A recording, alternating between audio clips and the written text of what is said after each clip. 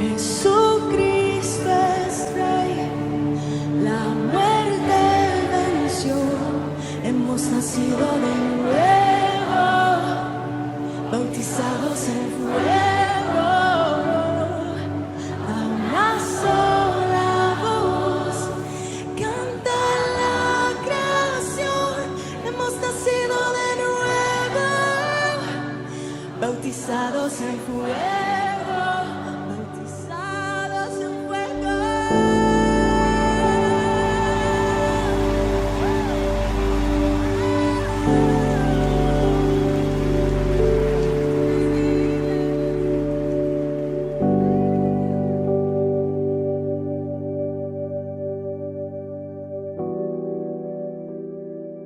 Hola, ¿qué tal, amada familia de Iglesia Restauración y a todos aquellos que nos ven a través de este medio? Es un gusto y un placer para mí el poder saludarles. Gracias por ver una edición más de Su Presencia en Casa. Vamos a iniciar orando. Creo que es algo muy relevante. El tema de hoy es acerca de la iglesia. ¿Qué es la iglesia? Estamos estudiando durante todas estas ediciones de Su Presencia en Casa, en las predicaciones, en las enseñanzas. Queremos empaparnos del concepto y de la enseñanza de qué es la iglesia.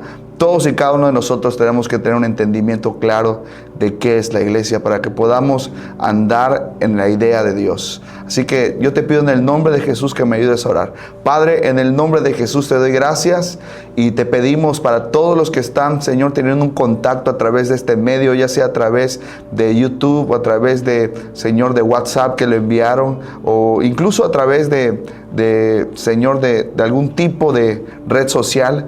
Te pido en el nombre de Jesús que nos des espíritu de sabiduría, de revelación y que alumbre los ojos de nuestro entendimiento. Y te ruego, Señor, que puedas hablar a nuestro corazón, que también nos puedas redarguir, que también nos puedas instruir, que nos puedas corregir incluso, Señor, en el nombre de Jesús, a través de tu palabra. Te agradezco, te pido tu gracia. Amén y amén. ¿Qué es la iglesia? Usted y yo sabemos que existen muchísimas denominaciones cristianas o incluso religiones que se hacen llamar iglesia.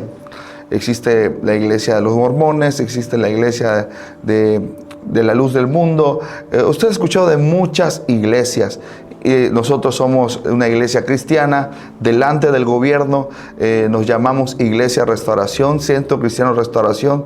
Tenemos una denominación terrenal. Pero ¿qué es en sí la iglesia? ¿En qué estaba pensando Jesús cuando Él dijo por primera vez mi iglesia? ¿Cuál es la idea de Dios al instituir la iglesia?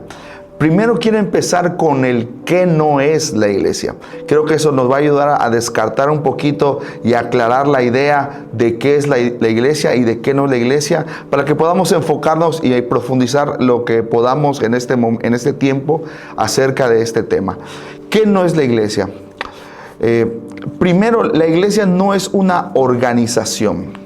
La iglesia no es una organización, aunque estamos organizados. Aunque somos creyentes, somos discípulos, que estamos organizados, pero no somos una organización como tal.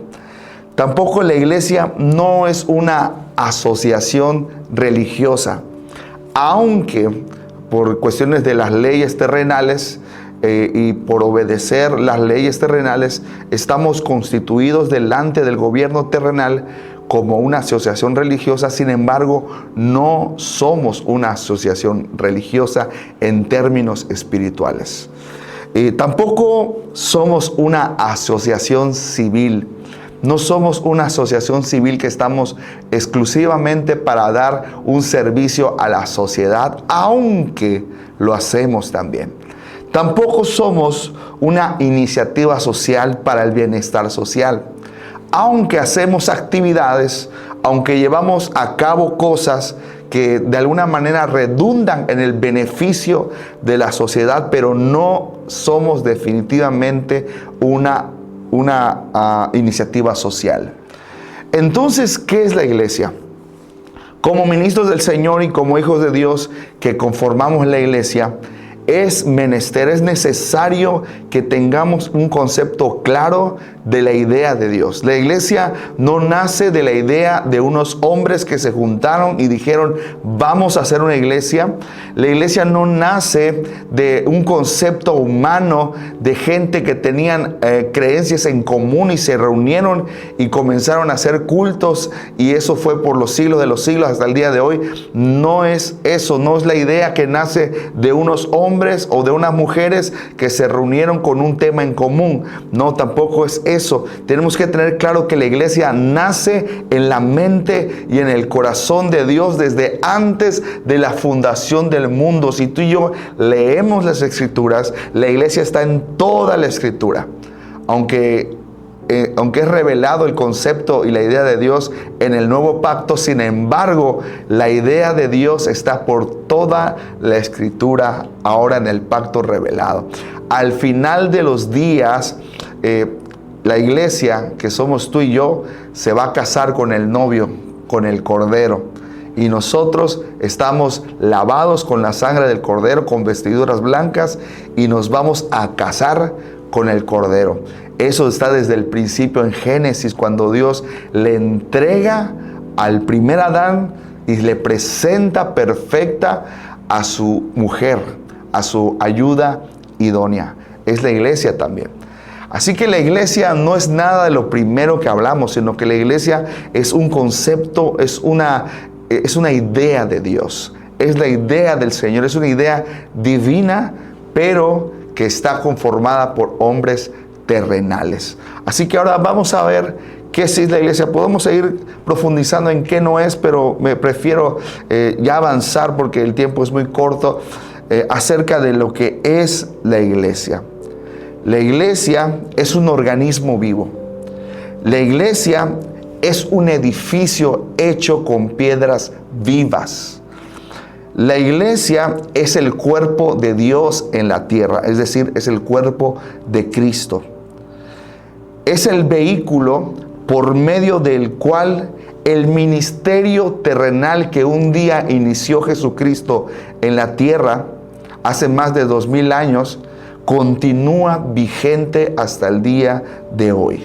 Lo voy a repetir el último. La iglesia es el vehículo por medio del cual el Señor Jesucristo continúa su ministerio terrenal por todo el mundo. Ese ministerio que un día inició en Israel, ese ministerio que inició primero en un territorio limitado llamado Israel y algunas ciudades de este mismo, y hoy se ha extendido ese ministerio por todo el globo, por todo el mundo. Antes Jesús, el Mesías, en su primera venida, cuando Él se manifestó como el Mesías, haciendo milagros, haciendo prodigios, predicando el reino de Dios, ungido por el Espíritu Santo, y todo lo que hizo, cabe mencionar que lo hizo no porque era Dios hecho carne, sino porque estaba ungido por el Espíritu Santo, como tú y como yo. Hoy estamos ungidos por la gracia de Dios. Entonces, ese Mesías estaba limitado a un territorio. Estaba limitado a tiempo y espacio y a las leyes y a las normas de este mundo que Dios mismo estableció. Excepto las veces que el Señor, a través del poder del Espíritu Santo, le permitía caminar sobre las aguas y hacer otras cosas impresionantes y milagrosas, pero no lo hacía por ser Dios, sino por la unción y el poder del Espíritu Santo que estaba en él. Entonces, ese ministerio terrenal estaba limitado a solo un espacio pequeño en comparación a todo el mundo. Entonces, cuando Jesús, Él asciende, le dice a sus discípulos, es importante y les conviene que yo me vaya porque viene otro igual a mí, que va a estar en todos y en cada uno de ustedes, y a la vez va a estar después en todos los que crean en mí a través de la palabra de ustedes, y después por las generaciones, y esto se va a extender porque ese que viene después de mí es como yo igual, pero va a estar en todos ustedes repartido. Eso es la iglesia. Eso es la iglesia. hasta el día de hoy seguimos siendo la iglesia de Jesucristo. Esa primera iglesia que inició en el aposento alto, cuando el Espíritu Santo descendió y los ungió y se aparecieron lenguas repartidas como de fuego. Y esa iglesia que estaba en Jerusalén y que luego vino la diáspora y se repartieron por todo el mundo. Y sembraron en el Evangelio, y el Evangelio se repartió por las naciones. Esa es la misma iglesia. No hay otra iglesia, solamente hay una iglesia. Es solamente una iglesia la que existe desde el día que empezó el día 1 en el aposento alto hasta el día de hoy. Sin embargo, hoy vemos diferentes denominaciones, sin embargo, hoy vemos diferentes ministerios de todos los tipos, de todos los colores, de todos los sabores, de todos los gustos, pero solamente hay una sola iglesia delante de Dios. Solamente existe una. Que está en diferentes territorios, sí, pero solamente hay una iglesia. La Biblia vemos que la iglesia estaba repartida en 7 territorios diferentes en Apocalipsis, en Asia, en la Odisea, en Éfeso, en otros lugares estaba repartida, pero esas 7 iglesias mencionadas son una nada más. Es una sola iglesia. Entonces la iglesia, ¿entiendes la idea de lo que te digo? Es la continuidad del ministerio terrenal de Jesucristo. Esa es una de las partes de lo que es la iglesia. La continuidad del ministerio terrenal de Cristo a través del Espíritu Santo por medio de hombres y mujeres redimidos por el Señor, que somos tú y yo, que hemos creído en Jesucristo, que hemos recibido la palabra de salvación, la hemos creído, la hemos atesorado, la hemos hecho el fundamento de nuestra vida y estamos caminando sobre ellos, no solamente un tiempo, no solamente una temporada, no solamente mientras nos vaya bien, sino el resto de nuestras vidas. Hemos decidido seguir al Señor para hacer la iglesia. Algunos de nosotros el Señor nos ha llamado para edificar a la iglesia. Algunos de nosotros Dios nos ha llamado para ser gente que edifique, que consuele, que exhorte, que levante a la iglesia. Y todos los demás somos el cuerpo de Cristo, pero delante del Señor todos somos hijos de Dios. Todos somos hijos del Señor. La iglesia es una comunidad de hombres y mujeres que son discípulos de Cristo.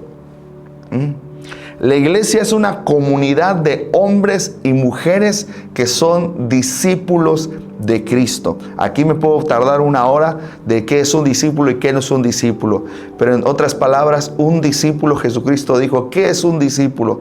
Ninguno que viene a mí y no toma su cruz y se niega a sí mismo. El que no pueda hacer esto no puede ser mi discípulo. Es decir, que tú puedes venir todos los domingos fielmente a la iglesia, pero si tú y yo no somos alguien que decide crucificar la carne y sus deseos, y que todos los días por el Espíritu hacemos morir las obras de la carne, que son avaricia, inmundicia, adulterio, todas esas cosas que lees en Gálatas, que si no lo hacemos morir por el Espíritu, no somos discípulos, solamente somos fieles religiosos que venimos los domingos a la iglesia. Podemos ser gente religiosa que tenemos por costumbre fiel el venir los domingos y no ser la iglesia. Porque un discípulo se caracteriza porque se niega a sí mismo. Se niega a sus deseos, se niega a sus pasiones, se niega a las ofertas del mundo. El mundo nos puede ofrecer algo mejor, pero si nosotros nos negamos, crucificamos la carne y sus deseos, somos discípulos de Jesús. Y la iglesia se conforma por hombres y mujeres de esta característica, que se niegan a sí mismos, que no van tras sus deseos, que no aman el mundo, que no son personas que están tras las modas y tras las tendencias del mundo, sino que vamos en pos de la palabra de Dios, de lo que el Espíritu Santo nos habla, de lo que el Espíritu Santo nos revela a través de su palabra, de la Escritura. Ese es el fundamento de nuestra vida, esa es la dirección de nuestra vida, esa es nuestra sabiduría, eso es lo que Dios dice y eso es lo que nosotros creemos y sobre lo que nosotros fundamentamos nuestra vida. El mundo puede decir muchas muchas cosas acerca de cómo educar a nuestros hijos, pero nosotros educamos a nuestros hijos conforme a la palabra de Dios y nos negamos a veces a nuestras emociones de no disciplinarles, porque a veces nuestro corazón se inflama. ¿Cómo voy a disciplinar a mi hijo? Pero la palabra me enseña que tengo que disciplinar a mi hijo y me niego a eso, y eso es ser un discípulo. Y tengo que disciplinar a mis hijos, tengo que amar a mis hijos. Cuando hay una oportunidad de pecar, cuando yo como hombre con otra mujer se me oferta esta oportunidad, yo necesito negarme a ese deseo. Yo necesito negarme a esa pasión. Eso es ser un discípulo. Es crucificar la carne y sus deseos. Un discípulo no va tras sus deseos, sino que un discípulo va tras la voluntad de Dios. Eso es ser un discípulo. Y la iglesia está conformada por hombres y mujeres de esta categoría. ¿Te hago una pregunta? ¿Eres un discípulo o eres un fiel religioso? ¿Eres un fiel religioso o eres alguien que ha aprendido a hacer morir por el Espíritu las obras de la carne? La iglesia es una asamblea de hombres y mujeres que tienen una revelación de su Maestro. ¿Te recuerdas Mateo capítulo 16? Vamos a leer la Biblia, porque si no hay algunos que dicen después de que uno no lee la Biblia. Pero vamos a leerla. Mateo 16, versículo 16. Ya saben el contexto. Jesús le pregunta a sus discípulos: ¿y quién dicen ustedes que soy yo? Entonces Pedro responde así: tú eres el Cristo, el Hijo del Dios viviente. Entonces le respondió Jesús: bienaventurado eres Simón, hijo de Jonás, porque no te lo reveló carne ni sangre, sino mi Padre que está en los cielos. ¡Qué tremendo! Entonces le respondió Jesús: bienaventurado eres Simón, hijo de Jonás, porque no te lo reveló carne ni sangre, sino mi Padre que está en los cielos. Y yo también digo que tú eres Pedro, y sobre esta roca edificaré mi iglesia, y las puertas del Hades no prevalecerán contra ella. Ahí en internet puedes ver a un padrecito diciendo que tomando este versículo para argumentar de que Pedro es el sucesor de Jesucristo, es el Papa, pues. Pero nada más lejos de la realidad, nada más torcido. Esto está, tomarlo así, decir que Jesucristo lo puso a él como piedra angular de la iglesia, no solamente es una blasfemia, sino que es una torpeza muy grande. Porque, ¿y qué pasó con los demás discípulos? ¿Qué pasó con los demás apóstoles? ¿Qué pasó con los próximos apóstoles que vinieron? ¿Qué pasó con los apóstoles actuales también? Entonces, no puede ser un hombre la piedra angular, sino que Jesús está hablando de la revelación. Todos los que somos discípulos, todos los que conformamos la iglesia, un punto en común que tenemos es que tenemos revelación de quién es Jesús. No información histórica, no solamente una información acerca de quién es Jesucristo. Cualquiera puede encontrar en internet acerca de lo que los historiadores hablan acerca de Jesús y hablaron acerca de Jesús. Cualquiera puede entrar y hacer una breve investigación y encontrar información de quién es Jesucristo. Incluso podemos leer la Biblia y de la misma Biblia extraer información de quién es Jesús. Pero si no tenemos revelación, no somos la iglesia. Así de sencillo, así de simple. El sello de garantía de que eres la iglesia es la revelación del Espíritu de Dios. Si tú y yo no tenemos una revelación de quién es Jesucristo, si tú y yo no hemos tenido un encuentro, un conocimiento experimental de quién es Jesucristo, entonces no somos la iglesia. Lo puedo decir con toda la certeza del mundo. No es la iglesia, no somos la iglesia por un edificio, No somos la iglesia porque cantamos acerca de Jesús. No somos la iglesia porque llevamos una Biblia bajo el brazo o la tenemos instalada en nuestros dispositivos móviles. No somos la iglesia porque decimos que somos cristianos, sino que somos la iglesia porque somos una comunidad de hombres y mujeres que hemos tenido una revelación de Jesucristo. Si no hemos tenido una revelación de Jesucristo, no somos la iglesia. O no eres parte de la iglesia. Y no soy parte de la iglesia. Pero gloria a Dios. ¿Dónde está esto, hermano? Vamos a verlo rápidamente a Gálatas.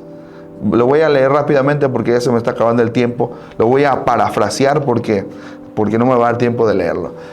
Pero recuerdas el apóstol Pablo explicando su testimonio a los Gálatas. El apóstol Pablo, que tenía un conocimiento exhaustivo de las Escrituras como buen fariseo, que llevaba fielmente todas las costumbres religiosas de su tiempo, y él mismo decía, y le llevaba ventaja a mis contemporáneos. Yo era fariseo de fariseos, pero dice la Escritura que él no tenía una revelación de quién era Dios. ¿Por qué? Porque Dios es amor. Y él no estaba manifestando amor, sino él estaba manifestando un celo religioso solamente de las costumbres de su tiempo.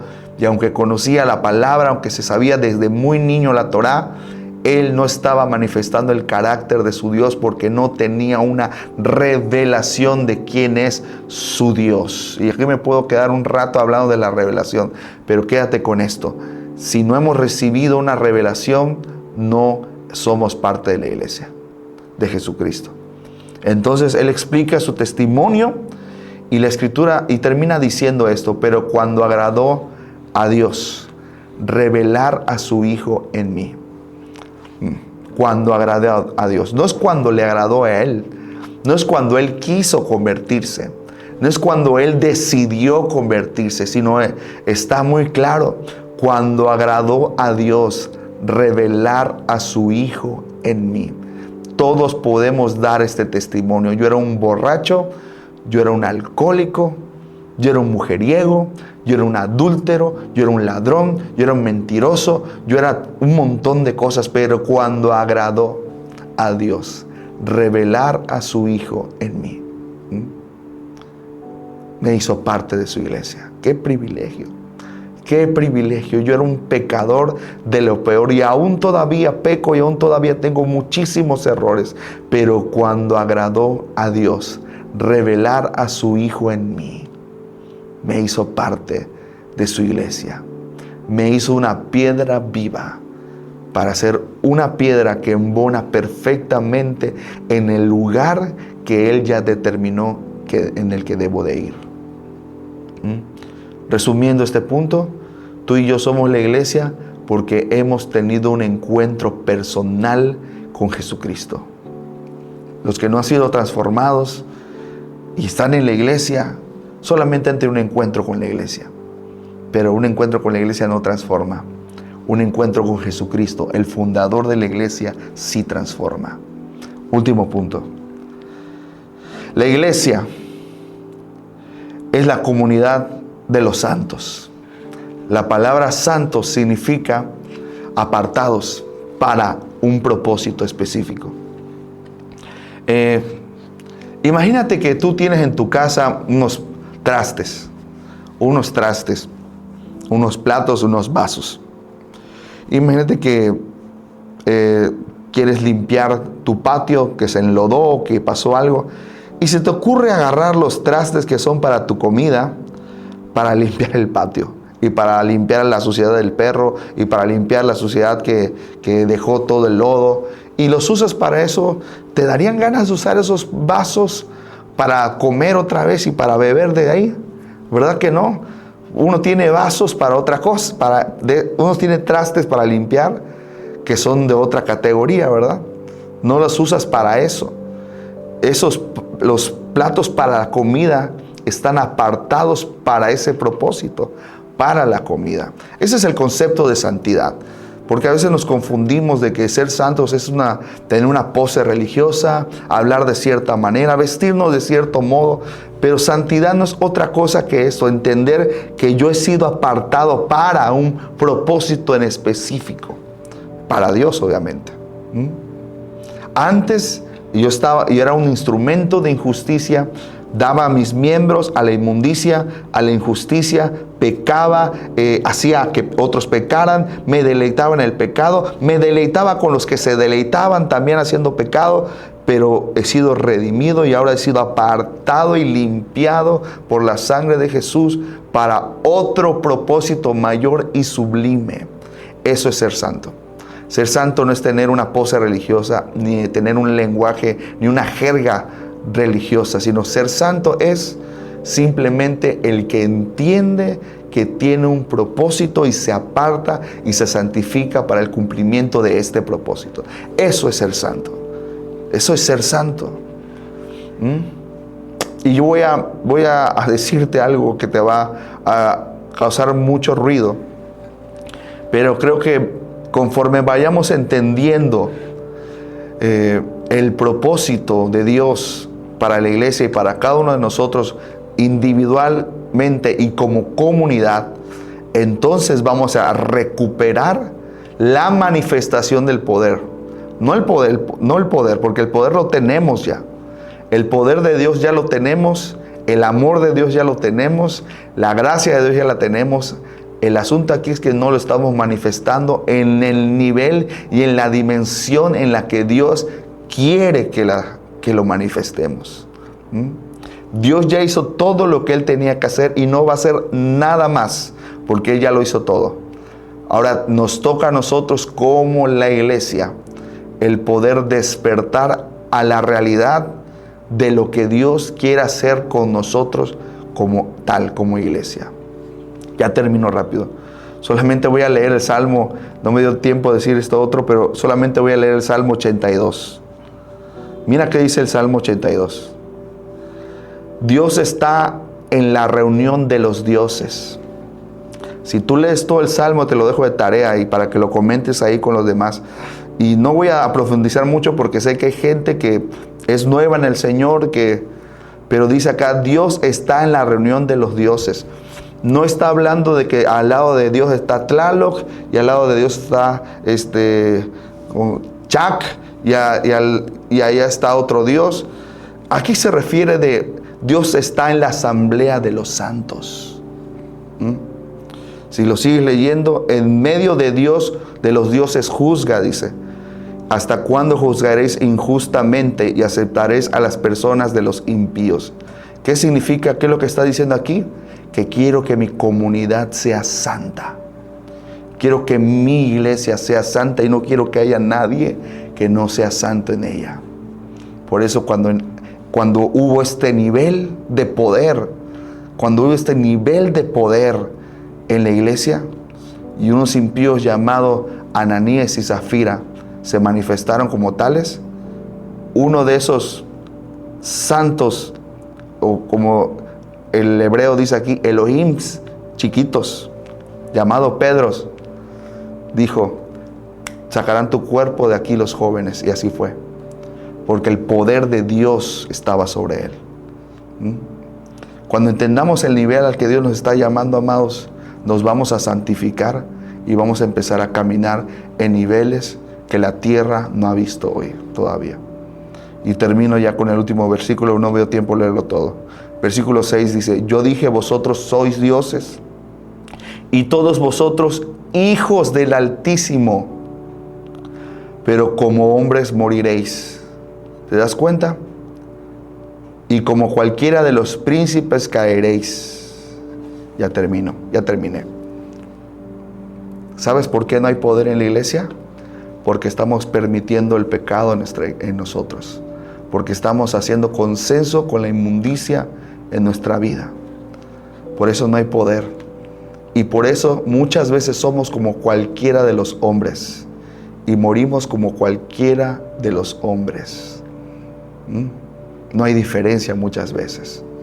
Pero si nosotros cobramos conciencia de quiénes somos y a qué Dios nos está llamando, nos vamos a santificar y vamos a apartarnos para el propósito que Dios nos ha llamado.